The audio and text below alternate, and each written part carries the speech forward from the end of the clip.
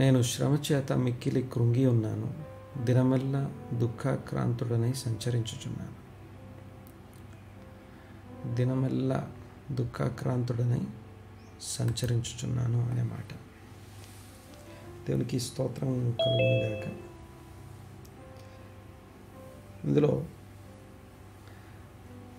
నిన్న మనం మాట్లాడుకుంటూ హన్నా ప్రార్థన గురించి మాట్లాడుకున్నాం. హన్నా ప్రార్థన, తను కూడా దుఃఖాక్రాంతురాలై కూర్చుంది. దుఃఖంతోనూ వేదనతో దేవుని సన్నిధిలో తన యొక్క హృదయాన్ని కుమ్మరిస్తూ కూర్చుంది. ఆ యొక్క సందర్భాన్ని జ్ఞాపకం చేసుకున్నాం. దాన్ని ఇంకా కొంచెం వివరంగా మాట్లాడుకున్నాం ఈరోజు. హన్నా, నాకు పిల్లలు లేరు, నాకు ఒక మగపిల్లనివ్వు, ఒక మగబిడ్డని ఇస్తా, నీకు ఇస్తాను. ఇది సర్ఫేస్ లెవెల్, లిటరల్ లెవెల్, అంటే పైన పైన కనిపించే విషయం. కానీ తన ప్రార్థన దానికి మించి చాలా లోతైనటువంటి ఒక అవగాహనతో కూడినటువంటి ప్రార్థన. అంతేకాదు, ఇప్పుడు ప్రార్థించే వాళ్ళందరికీ కూడా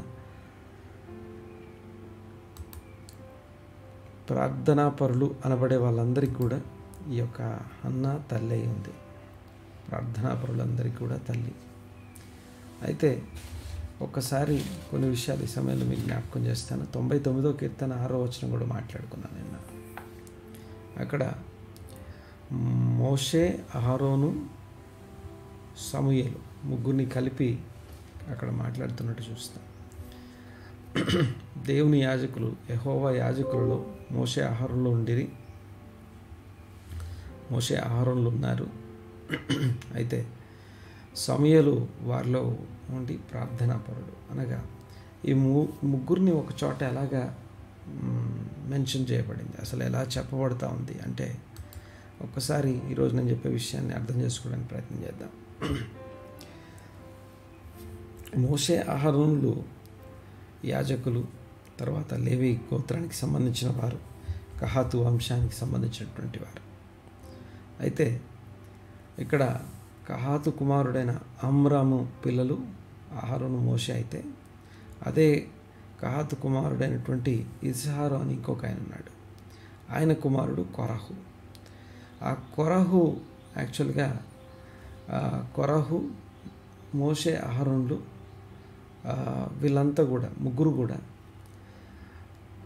సమకాలీన, ఒకే వయస్సు, ఒకే అనుభవం, ఒకే జ్ఞానం, ఒకే రకమైనటువంటి వివేచనలు అండ్ ఒకే రకమైనటువంటి ఫ్యామిలీ బ్యాక్గ్రౌండ్ కలిగినటువంటి ఫ్యామిలీ వ్యక్తులు.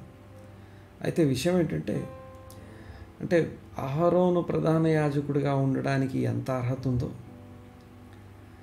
లేకపోతే ఇశ్రాయేల్ లీడ్ చేయడానికి, ప్రధాన యాజకత్వం చేయడానికి మోషేకి ఎంత అర్హత ఉందో, సేమ్ అర్హతలు కొరహు కూడా కలిగి ఉన్నాడు. కానీ ద ఓన్లీ ప్రాబ్లం, ఆయనకున్నటువంటి ఒకే ఒక సమస్య, దాన్ని ఏమంటామంటే గర్వం అంటాం. అతిశయము లేదా గర్వం. గమనించండి, ఒక్కసారి ఈ విషయాన్ని మీకు జ్ఞాపకం చేస్తాను. మనందరికీ బాగా తెలుసు, ఆ యొక్క యోబు గ్రంథంలో భూమి శూన్య మండలం, శూన్యంలో వేలాడదీయబడి ఉంది అనే మాట చూస్తాం. యాక్చువల్గా శూన్యంలో భూమి వేలాడదీయబడుట అనే మాట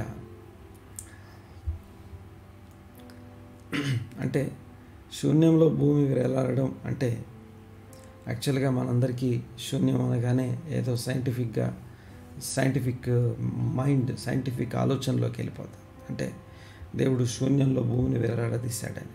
కానీ విషయం ఏంటంటే, ఆ శూన్యము అనే పదము ఇంకా వేరే వేరే సందర్భాలని గమనిస్తాయి. ఎక్కడైతే మోషే, అహరోనులు ఇద్దరు వచ్చి ఇశ్రాయేలీలు ఆహారం లేదు అని సనిగినప్పుడు, మాకు ఆహారం ఎలాగా అని సనిగినప్పుడు, ఆ మన్నా ఇశ్రాయేళ్ల కోసం ఇవ్వబడే కొద్దిగా ఆ ముందు అన్నమాట. ఆ సందర్భంలో మోషే, అహరోనులు ఆ యొక్క ఇశ్రాయేల్ ప్రజల దగ్గరికి వచ్చి ఒక మాట అంటారు. దేవునితో మాట్లాడి వచ్చిన తర్వాత, దేవుడే మీ మొరలు, మీ స్వరము, మీ సనుగులు వింటూ ఉన్నాడు. అంటే దేని కొరకు మీరు సనుగుతున్నారో ఆ సనుగులకు దేవుడు వింటూ ఉన్నాడు, సనిగేది మీరు వినేది ఆయన అని చెప్తూ అక్కడ ఒక మాట రాస్తుంది. అంటే అదొక చాలా తమను తాము తగ్గించుకునేటటువంటి మాట. మేము ఏ పాటి వారము అనే మాట. అంటే వీఆర్ నథింగ్, మేము శూన్యము అని చెప్పడం అన్నమాట. అంటే తమని తాము శూన్యపరుచుకునేవారు. నా దగ్గర ఏముంది ప్రభువా, నా దగ్గర జ్ఞానం లేదు, తెలివి లేదు, వివేచన లేదు, లేదా ఏ రకంగా కూడా నేను మీ సన్నిధిలో నిలబడడానికి అర్హత లేదు. ఇంకొక సందర్భాన్ని మీకు జ్ఞాపకం చేస్తాను. అంటే దుఃఖాక్రాంతులై ఉండుట, దినమెల్లా బాధలో ఉండడం అంటే ఏంటో చెప్పడం కోసం ఈ మాటలు గుర్తు చేస్తున్నాను.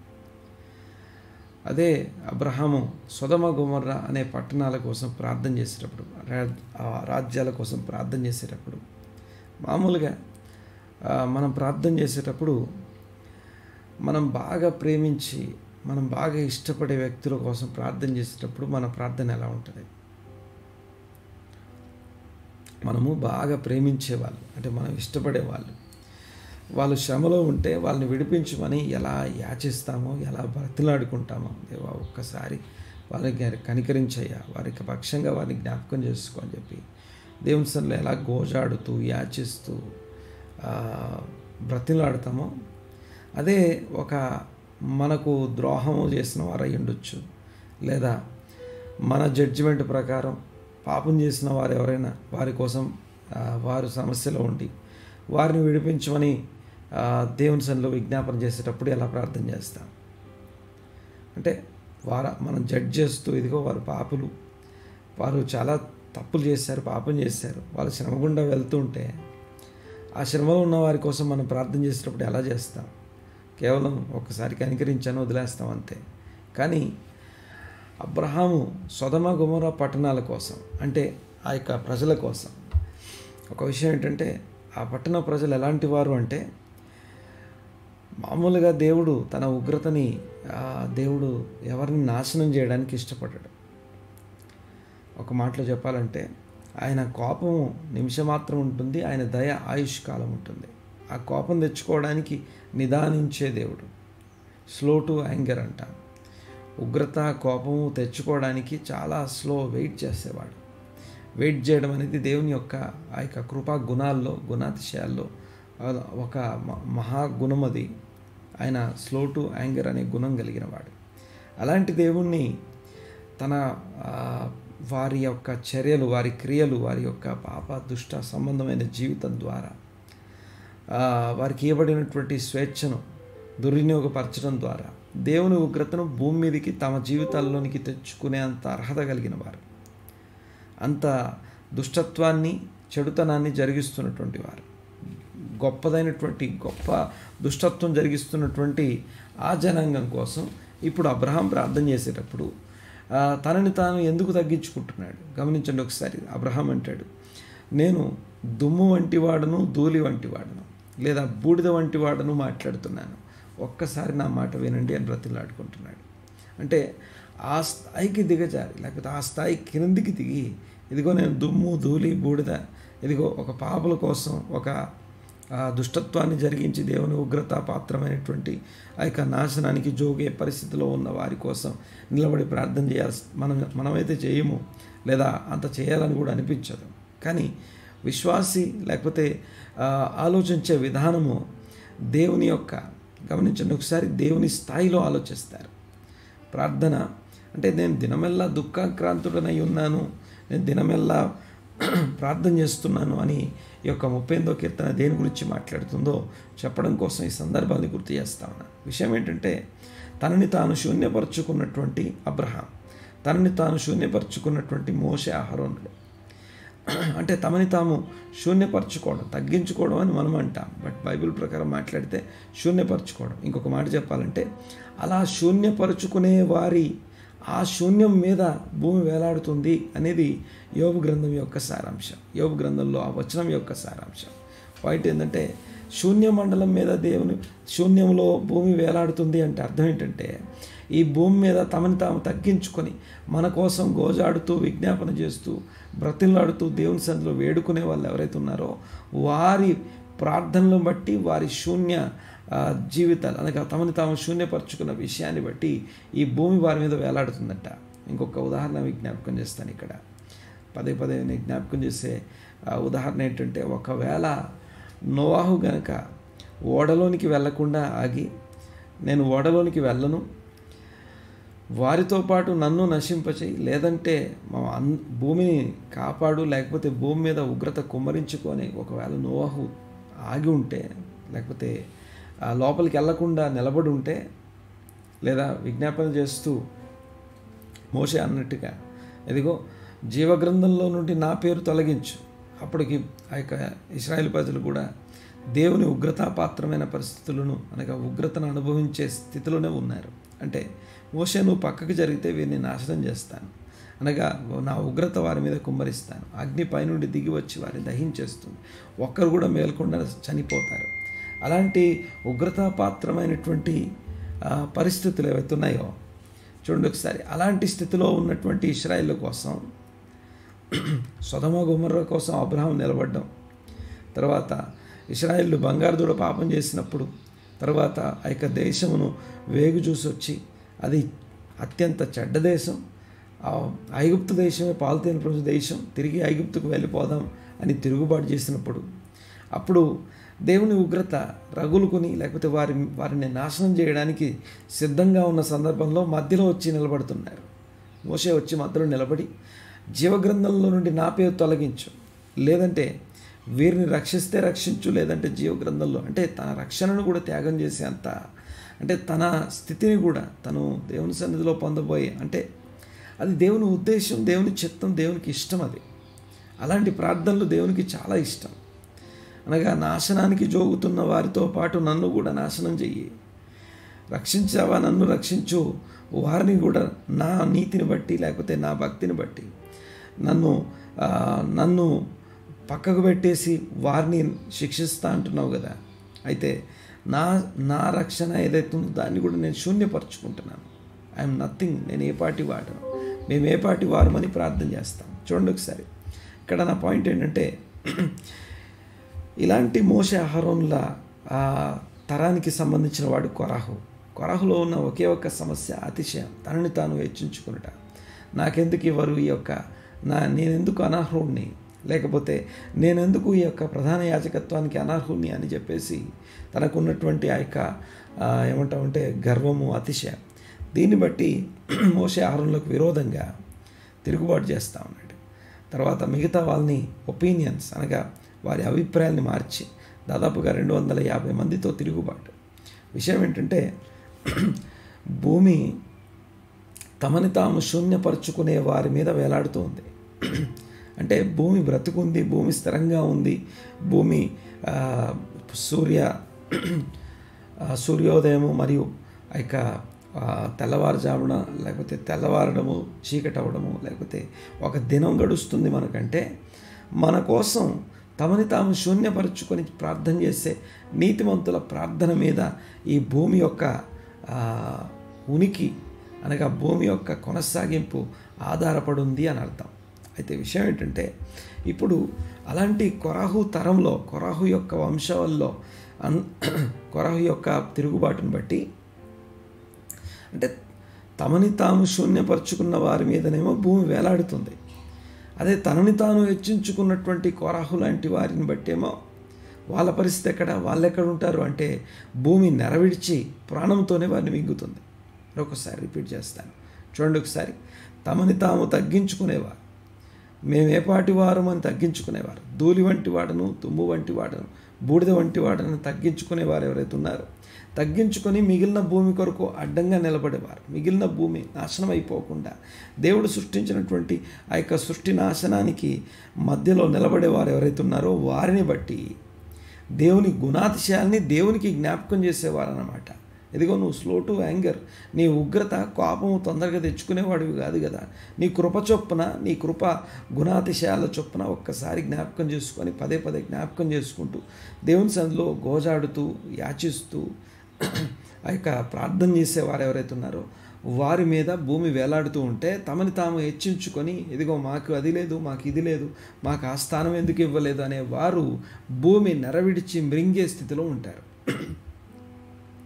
తమని తాము తగ్గించుకునే వారేమో భూమిని మోస్తూ ఉంటే, లేకపోతే భూమి వారి మీద ఆధారపడితే, వారి ప్రార్థనల మీద నిలబడి ఉంటే, తమని తాము హెచ్చించుకునే వారేమో భూమి నెరవిడిచి మింగేస్తుంది.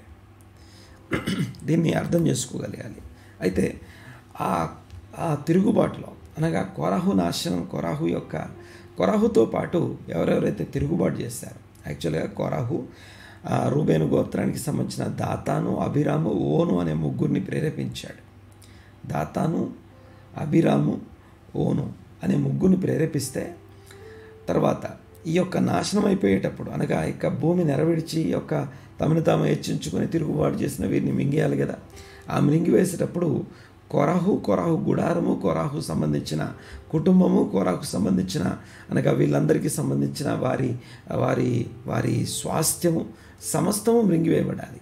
అయితే ఆ మృంగివేయబడకుండా తప్పించుకున్న వాళ్ళు కొంతమంది ఉన్నారు. ఎవరెవరు తప్పించుకున్నారంటే, వారిలో ఒకరు ఈ యొక్క తిరుగుబాటు చేసినటువంటి వారిలో ఉన్నటువంటి ఓను అనేవాడు తప్పించుకున్నాడు. దాతానాభిరాము, ఓను ముగ్గురు తిరుగుబాటు చేస్తే ఓను తప్పించుకున్నాడు. తర్వాత కోరాహు కుమారులు కూడా తప్పించుకున్నారు. ఈ కోరాహు కుమారులు ఎందుకు తప్పించబడ్డారు? యాక్చువల్గా అయితే కోరాహు సంతానం అనగా పసిపిల్లలు కూడా మింగివేయబడాలి, వారు కూడా భూమిలోకి వెళ్ళిపోవాలి. అలాంటిది ఈ కోరాహు కుమారులు ఎవరైతే ఉన్నారో వారు ఆ తరంలో వారు దేవుని యొక్క సన్నిధిని ఆశ్రయించి ఆ యొక్క ఉగ్రతను అనగా చూడండి ఒకసారి, పాపి తన పాపంలో నశించుట దేవునికి ఇష్టం లేదు, దుష్టుడు తన దుష్టత్వంలో నశించుట దేవునికి ఇష్టం లేదు. వారు మారుమనసు పొందడం కోసం స్లో టు యాంగర్, కోపమును ఉగ్రతను చూపించకుండా వెయిట్ చేయడం అనేది ఆయన గుణాతిశయం. అయితే పాయింట్ ఏంటంటే, ఇలాంటి సందర్భంలో ఆ యొక్క అనగా కోరాహు సంబంధించిన తిరుగుబాటు అనబడుతున్న తీర్పులో ఎవరు తప్పించుకోకూడదు యాక్చువల్గా, కానీ తప్పించుకున్నారు. ఎవరు తప్పించుకున్నారు? ఓను తప్పించుకున్నాడు. ఓను అనేవాడు తప్పించుకున్నాడు. ఆ తిరుగుబాటుదారులో ముఖ్యమైనటువంటి నాయకుల్లో ఒకడు ఓను. ఈ ఓను తప్పించుకున్నాడు. నెక్స్ట్ రెండవది ఆ కోరాహు కుమారులు. వీళ్ళు ఎలా తప్పించుకోగలిగారంటే వారి పశ్చాత్తాప మారు మనస్సును బట్టి. గమనించండి ఒకసారి, ఒక మాట మీకు ఇక్కడ గుర్తు చేస్తాను. ఇశ్రాయేల్ ఎప్పుడైతే, లేకపోతే దేవుని ప్రజలు ఎప్పుడైతే, దేవుని నిబంధన జనాంగం విశ్వాసులు ఎప్పుడైతే తమని తాము తగ్గించుకొని బౌ డౌన్ అనగా తగ్గించుకొని దుఃఖాక్రాంతులై దేవుని సన్నిధిలో తల వంచుకొని నిలబడతారో వారి కోసం పరలోకం కిందికి బౌ డౌన్, క్రిందికి దిగుతుంది అంటాడు ఒక పెద్ద అనగా ఒక గొప్ప భక్తుడు ఈ మాట మాట్లాడుతూ ఆయన అంటాడు, మనం ఎప్పుడైతే మోకరించి తలదించుకుంటామో మన కోసం పరలోకం దిగి వస్తుంది అని. చూడండి ఒకసారి. అయితే ఇక్కడ నా పాయింట్ ఏంటంటే, ఇలాంటి ఆ తప్పించుకున్నటువంటి కోరాహు కుమారులో నుంచి వచ్చినటువంటి వంశం ఎల్కానా వంశం. ఎల్కానాకి 2 భార్యలు ఉన్నారు, ఒక భార్యకి పిల్లలు ఉన్నారు.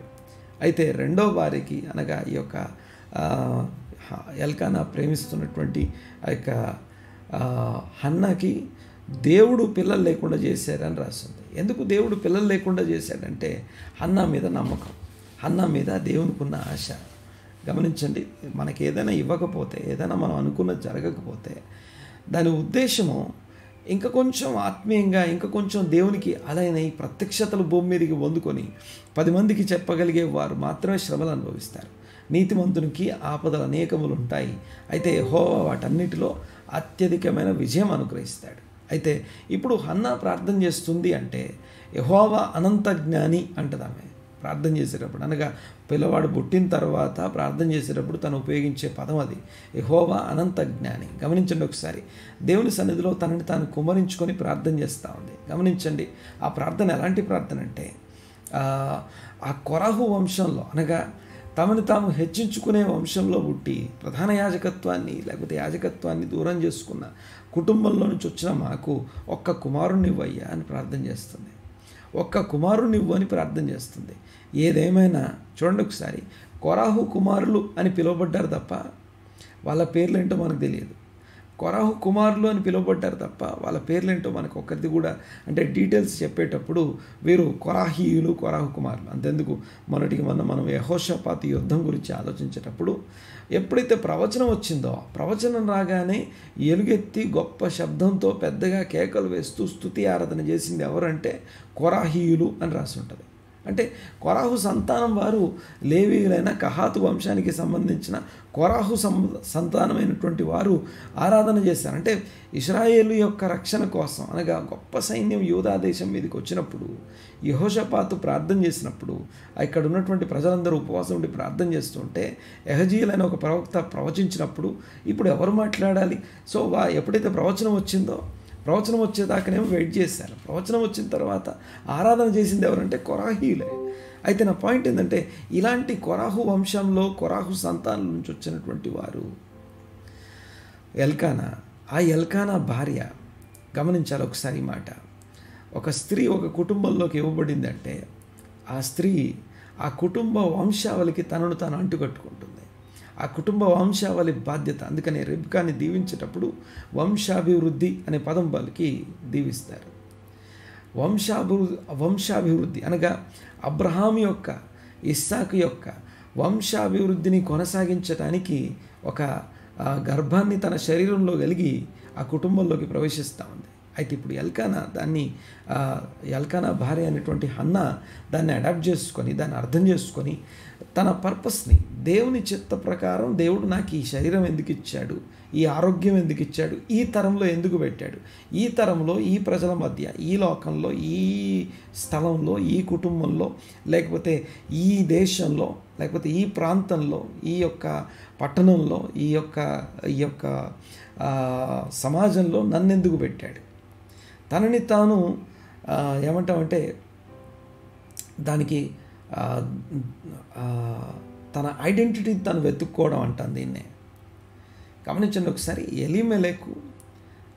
ఎలిమెలెకు బోయాజు కాలానికి సంబంధించినటువంటి ఇంకొక సందర్భంలో ఎలిమెలెకు మరియు నయోమి వాళ్ళేమో ఎలిమెలెకు నయోమి తన ఇద్దరు కుమారులను తీసుకొని వేరే దేశానికి వెళ్ళిపోతున్నాడు.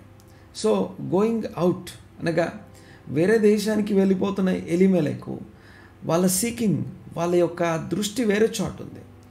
అంటే ఇక్కడున్న రూల్స్ నచ్చట్లేదు, ఇక్కడున్న పద్ధతులు నచ్చట్లేదు, యెహోవా ఆజ్ఞలు, యెహోవా కట్టడలు నచ్చక they wanted to go somewhere, ఇంకేదో దొరుకుతుందని వెళ్తున్నాం. కానీ అసలు విషయం ఏంటంటే, ఎక్కడున్నావో, ఏ స్థితిలో ఉన్నావో, ఏ పరిస్థితిలో ఉన్నావో అక్కడే కూర్చొని నీ కోసం నియమించబడినటువంటి నీకు నియమించబడిన అంశం ఏంటి, నీ వంశావళి, ఈ తరంలో నువ్వు ఎందుకున్నావు, ఎక్కడున్నావు, అంటే నీకేది, వాట్ ఈస్ ద క్రేవింగ్, దేవుడు నీలో పెట్టిన ఆశ ఏంటి, ఎవరికి లేని ఆశ నీలో ఉంది. ఆ ఆశ నీలో ఎందుకు దేవుడు పెట్టాడంటానికి కారణం ఉంది. గమనించండి ఒకసారి. ఆ కారణాన్ని తీసుకొచ్చి దుఃఖాక్రాంతురాలై అక్కడ దేవుని సన్నిధిలో తన హృదయాన్నంతటి, తన మనస్సంతటి, తన సోలంతటిని కుమ్మరిస్తూ ఉంది హన్న. కుమ్మరించి నాకు ఒక్క కుమారుని ఇవ్వని అడుగుతుంది. మీకు ఒక విషయం జ్ఞాపకం చేస్తాను. ఏలీతో దేవుడు మాట్లాడుతూ సమూయేలు పుట్టిన తర్వాత, అప్పటిదాకా మాట్లాడిన దేవుడు సమూయేలు పుట్టిన తర్వాత ఏలీ దగ్గరికి ఒక ప్రవక్తను పంపిస్తున్నాడు. ఏలీ చూడండి ఒకసారి, సమూయేలు అర్పించబడ్డాడు. ఆ యొక్క మందిరంలో ఏలీ దగ్గరికి తీసుకురాబడ్డాడు. ఏలీని బైబిల్ ఏం చెప్తుందంటే, ఆ కాలంలో నీతిమంతుడు, ఆ కాలపు నీతిమంతుడు తను. అంటే నీతిమంతుడు అంటే ఇశ్రాయేలు ప్రజల్ని నడిపించే అంత నీతిమంతుడు ఆయన. కానీ తను చేసినటువంటి తప్పు, తను చేసిన మిస్టేక్ ఏంటంటే ఓన్లీ తన పిల్లల విషయంలో తను తప్పు చేశాడు.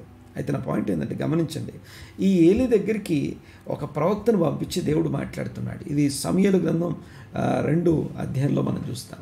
అక్కడ ఆ ఏలీతో దేవుడు మాట్లాడుతూ, నీ పితరుడు అంటే అహరోను, నీ పితరుడు ఐగుప్తులో ఉన్నప్పుడు, వీళ్ళ పితరుడు ఎవరు ఐగుప్తులో ఉన్నారు?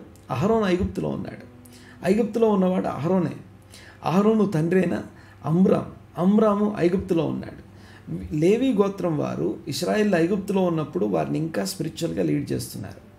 ఐగుప్తులో ఉండి ఇంకా బయటికి రాకముందే, అనగా మోషే వారి కుటుంబంలో జన్మించడం, లేకపోతే ఇదంతా జరగక ముందు నుంచే ఇశ్రాయేలుని లేవీయులు లీడ్ చేస్తున్నారు, స్పిరిచువల్గా లీడ్ చేస్తున్నారు. పాయింట్ ఏంటంటే, నీ పితరుడు ఐగుప్తులో ఉండగా ఇప్పుడు ఇశ్రాయేలుకి అర్పించే అర్పణల్లో ఒక భాగం మీరు తీసుకునేలాగా, ఇశ్రాయేల్ అర్పణలు మీకు ఇవ్వబడేలాగా, యాజకత్వం చేసే ఒక బాధ్యత మీకు ఇవ్వడం కోసం, అంటే అహరోనుకు దేవుడు యాజకత్వం ఇవ్వడం అనే దాని విషయంలో అదే స్థలంలో కొరాహు కూడా ఉన్నాడు.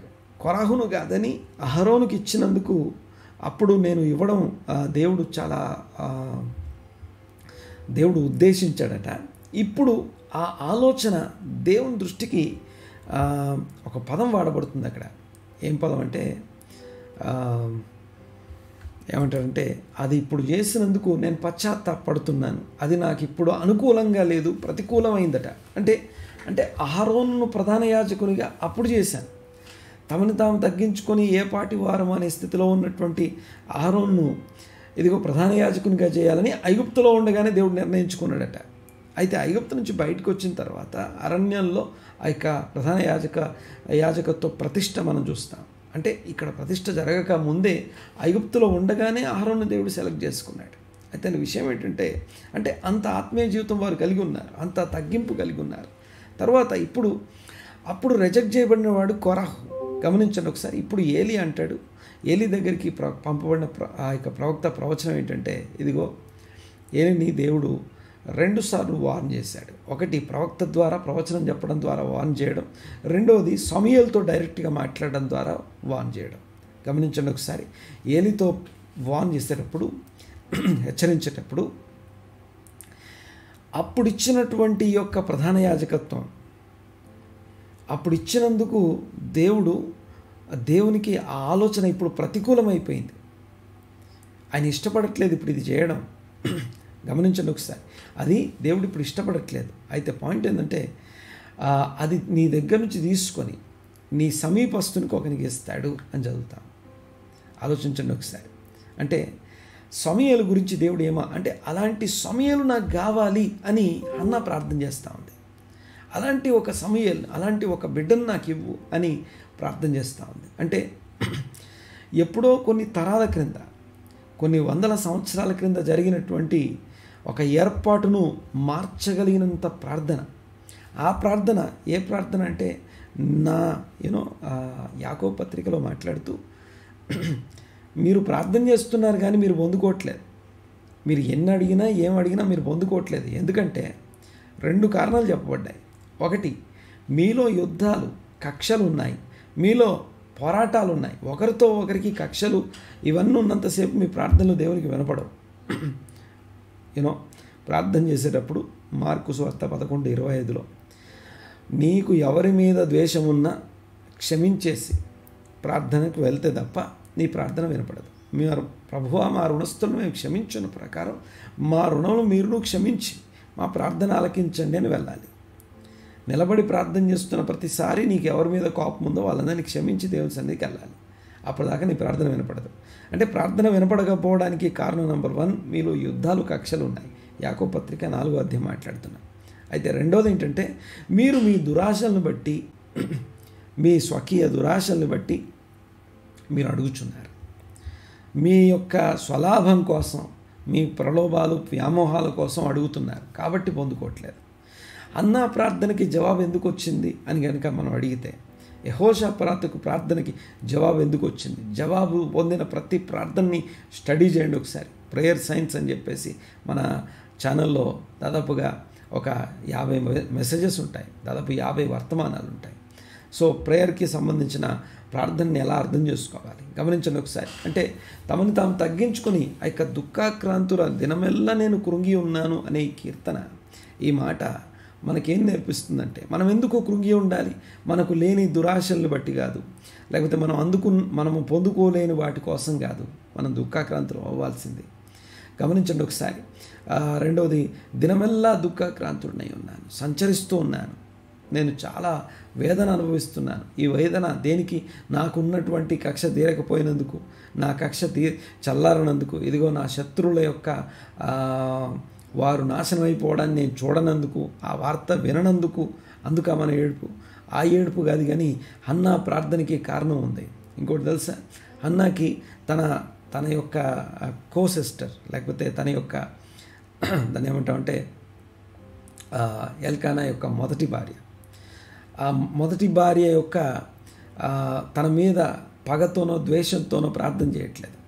తన కక్షతో, అంటే వాళ్ళకి పిల్లలు ఉన్నారు నాకు పిల్లలు లేరు అనే విధానంతో మాట్లాడట్లేదు. నాకు ఒక బిడ్డనివ్వు అని అడిగేటప్పుడు తను దేవుని సన్నిధికి తీసుకెళ్లే ప్రజెంట్ చేసే విధానం వేరే ఉంది. ఒక్కసారి దానియేలు ప్రార్థనను ఒక్కసారి జ్ఞాపకం చేసుకొని మనం ఈ రోజుకి ముగించుకుందాం. చూడండి ఒకసారి దానియేలు 9వ అధ్యాయం, దానియేలు గ్రంథం 9వ అధ్యాయంలో, అనగా దానియేలు తన సొంతం కోసం ప్రార్థన చేయట్లేదు, దేవుని చిత్తంను వెతుకుతూ ప్రార్థన చేస్తున్నాడు, దేవుని ఉద్దేశంలోకి వెళ్ళి ప్రార్థన చేస్తున్నాడు. చూడండి ఒకసారి, మాదీయుడకు అహశ్వేరోషు యొక్క కుమారుడైన దర్యావేషు కల్దీయుల పైన రాజాయను, అతని ఏలుబడిలో మొదటి సంవత్సరం అందు దానియేలును నేను యెహోవా తన ప్రవక్తయగు ఇర్మియాకు తెలియజేసినట్టు, అంటే ఇర్మియా యొక్క ప్రవచనాలు అనగా విలాపవాక్యాల గ్రంథం, ఇర్మియా గ్రంథం చదువుతున్నాడు. ఆ ఇర్మియాకు సెలవిచ్చి తెలియజేసినట్టు యెరూషలేము పాడుగా ఉండవలసిన 70 సంవత్సరాలు పూర్తి అవుచున్నవని గ్రంథముల వలన గ్రహించితిని. ఏంటి ఆ గ్రంథములు అంటే, ఒకటి విలాపవాక్యముల గ్రంథం, 2 ఇర్మియా గ్రంథం. ఆ గ్రంథాన్ని చదివి తెలుసుకున్నాడట ఎవరు? దానియేలు తెలుసుకొని, అంతటా నేను గోనె పట్ట కట్టుకొని ధూళి తలపైన వేసుకొని ఉపవాసం ఉండి ప్రార్థన విజ్ఞాపనలు చేయుటకై ప్రభువు దేవుని ఎదుట నా మనస్సును నిభ్రం చేసుకొంటిని. 4వ వచనం, నేను నా దేవుడైన యెహోవా ఎదుట ప్రార్థన చేసి ఒప్పుకున్నదేమనగా, అంటే దుఃఖాక్రాంతుడై, ఈ దుఃఖానికి తనకు ఉద్యోగం లేనందుకు కాదు, డబ్బులు లేనందుకు కాదు, తన పరిస్థితి బాగలేనందుకు కాదు, దేవుని చిత్తంలో జరగాల్సింది, దేవుని యొక్క ఉద్దేశాలు ఏవి నెరవేర్చబడట్లేదో వాటి కోసం ప్రార్థన చేస్తున్నాడు. చూడండి ఒకసారి, ఇప్పుడు గోనెపట్ట కట్టుకొని ధూళి తలపైన వేసుకుని ఉపవాసం ఉండి ప్రార్థన అంటే దుఃఖాక్రాంతుడు, అనగా ఆ దుఃఖాన్ని ధరించుకుంటున్నా. గోనెపట్ట కట్టుకోవడం అంటే సాక్క్లాత్ అంటాం ఇంగ్లీష్లో, అనగా ఆ యొక్క సాక్క్లాత్ అనే మాటకి లిటరల్గా ఆ యొక్క దుఃఖ వస్త్రం ధరించుకోవడం అని అర్థం, దుఃఖాన్ని మీదేసుకోవడం అని అర్థం, దుఃఖాన్ని ధరించుకోవడం. ఎందుకోసం దుఃఖం అంటే దేవుని చిత్తం కోసం దుఃఖం. తనకేమో ఉద్యోగం ఉంది, పదవి ఉంది, ఆయనకున్న ఫెసిలిటీస్ అన్నీ ఉన్నాయి, రాజుగారి యొక్క తినే తిండి, లేకపోతే రాజుగారి యొక్క స్థాయి, అనుభవం, తనకు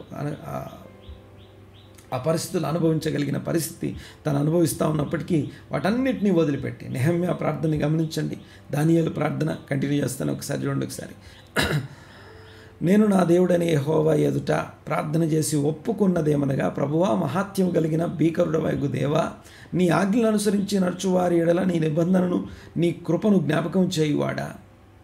5వ వచనం, మేమైతే నీ దాసులకు నీ ప్రవక్తలు నీ నామమును బట్టి మా రాజులకును మా అధిపతులకును మా పితరులకును యూదయా దేశ జనులందరికీ చెప్పిన మాటలను ఆలకింపక నీ ఆజ్ఞలను విధులను అనుసరించుట మాని పాపులమును దుష్టులమున ఉండి చెడుతనమందు ప్రవర్తించుచు తిరుగుబాటు చేసిన వారు. ఈయన తిరుగుబాటు చేసిన వారిలో లేడు, ఆ తిరుగుబాటు చేసిన లిస్టులో ఆయన లేడు.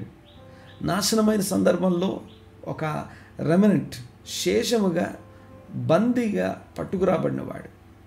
అంటే 70 సంవత్సరాల క్రింద తిరుగుబాటు చేసిన వారు వేరే ఉన్నారు, దేవుని వాక్యం త్రోసివేసిన వారు వేరే ఉన్నారు. వారిని అంటే మేము చేశామని చెప్పి ఆ పాపాన్ని తన మీద వేసుకొని మాట్లాడుతున్నాడు. అంటే ఎందుకని నేను దుమ్ము ధూళి వంటి వాడను అని చెప్పి అబ్రహాం మాట్లాడుతున్నాడు. వారి పాపం పరిహరించు, ఇదిగో, లేదా నన్ను నా యొక్క పేరును జీవగ్రంథం నుంచి తొలగించని మోసే ప్రార్థన చేస్తున్నాడు.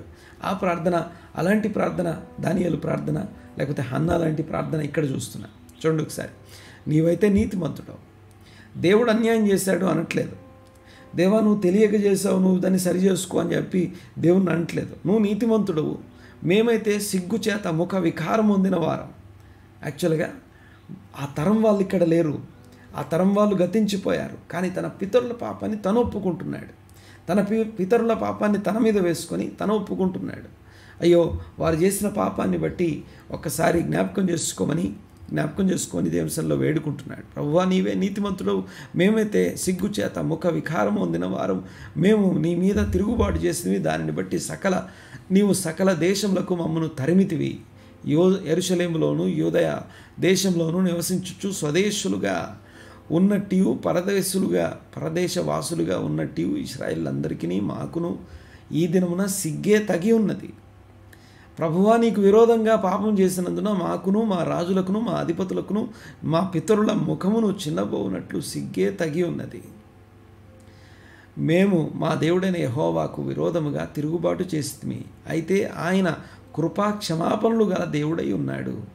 ఆయన తన దాసులకు ప్రవక్తల ద్వారా మాకు ఆజ్ఞలు ఇచ్చి వాటిని అనుసరించి నడుచుకున్న వాళ్ళని సెలవిచ్చాను. కానీ మేము మా దేవుడైన యెహోవా మాట వినకపోతుంది. ఇశ్రాయేలు అందరూ నీ ధర్మశాస్త్రం అతిక్రమించి నీ మాట వినక తిరుగుబాటు చేసిరి. మేము పాపము చేసితిమి కనుక నేను శపించదనని నీవు నీ దాసుడగు మోషే ధర్మశాస్త్రమందు ప్రమాణము చేసి ఉన్నట్లు ఆ శాపమును మా మీద కుమ్మరించితివి.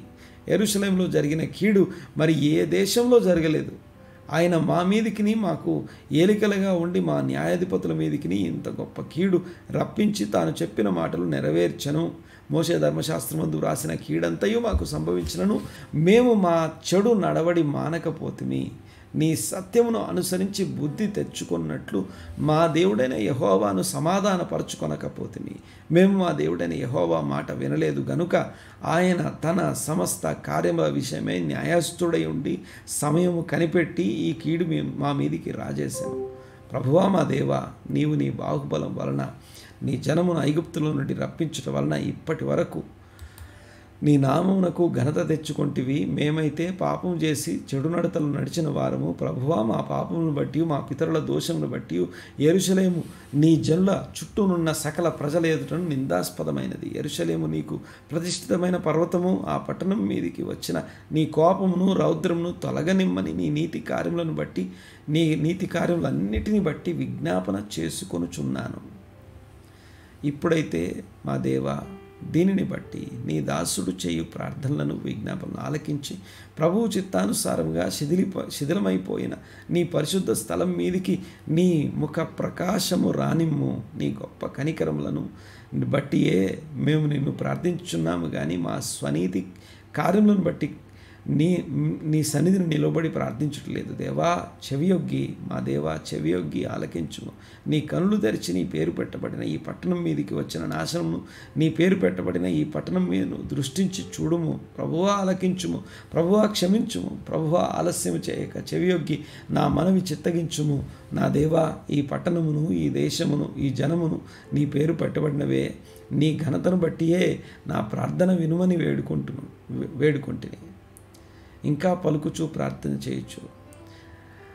పవిత్ర పర్వతం కొరకు నా దేవుడైన యెహోవా ఎదుట నేను నా పాపమును నా జనం యొక్క పాపమును ఒప్పుకొనుచు నా దేవుని విజ్ఞాపన చేయుచుంటిని. నేను శ్రమ చేత మిక్కిలి కృంగి ఉన్నాను. దినమెల్లా దుఃఖాక్రాంతుడనై సంచరించుచున్నాను. దావీదు తన పాపమును బట్టి మాత్రమే కాదు, ఇశ్రాయేలు ప్రజల కోసం దేవుని చిత్తం ఏంటో ఎరిగి నేర్చుకొని గ్రహించి అది జరగకపోవడాన్ని చూసి అది జరగకపోవడానికి మేమే కారణం అని చెప్పి దుఃఖాక్రాంతుడైనట్టుగా ఈ సందర్భాలన్నింటినీ మనసులో ఉంచుకొని ప్రార్థన చేసుకుందాం. ఒక్కసారి మనమున్న స్థితిలో మన నుంచి ఏం కోరబడతా ఉంది? ఈ యుగం వరకు, ఈ లోకం వరకే, ఈ జీవం వరకే దేవుణ్ణి నమ్ముకుంటే మనంత దౌర్భాగ్యులు ఇంకెవరు లేరని కొరింథీ పత్రిక 15వ అధ్యాయంలో రాసింది. మా పరమ తండ్రి, మా దేవ, కృతజ్ఞతలు, వందనాలు, స్తుతులు, స్తోత్రంనైనా మరొకసారి ఉదయకాలం మీ సన్నిధిలో ఏకీభవించి ఆరాధనాపూర్వకంగా ఇదిగో ధ్యానపూర్వకంగా ఇదిగో ఈ దినపు వాక్యంను ధ్యానించడానికి కృపనిచ్చారు. 6వ వచనాన్ని 38వ కీర్తనను అర్థం చేసుకోవడానికి కృపనిచ్చిన విధానాన్ని బట్టి వందనాలు, స్తుతులు, స్తోత్రంనైనా. శ్రమ చేత ఎందుకు కృంగి ఉన్నామో, దుఃఖాక్రాంతులం ఎందుకై సంచరిస్తున్నామో, ఇదిగో ఎలాగా ఈ ప్రార్థన మేము ఇప్పుడు ఈ తరంలో చేయాలో మాకు బోధపరిచినందుకు వందనాలు, స్తుతులు, స్తోత్రం చెల్లిస్తూ ఏకీపించిన వారందరినీ దీవించి ఆశీర్వదించండి. విన్న వాక్యం వారి హృదయాల్లో స్థిరపరచబడినట్లు మీ సూచక్రియలు, మహత్కార్యాలు, అద్భుతాలు వారి జీవితాల్లో అంతకంతకు జరిగించమని వేడుకుంటూ స్తుతించి ఆరాధించి వారి ఛాలెంజెస్ అన్నింటిలో అత్యధిక విజయం దయచేయమని అడుగుతూ క్రీస్తు గొప్ప నామని ప్రార్థన అడిగి బ్రతిమాలి వినేంత వేడుకొంచున్నాము తండ్రి. Amen, amen, amen.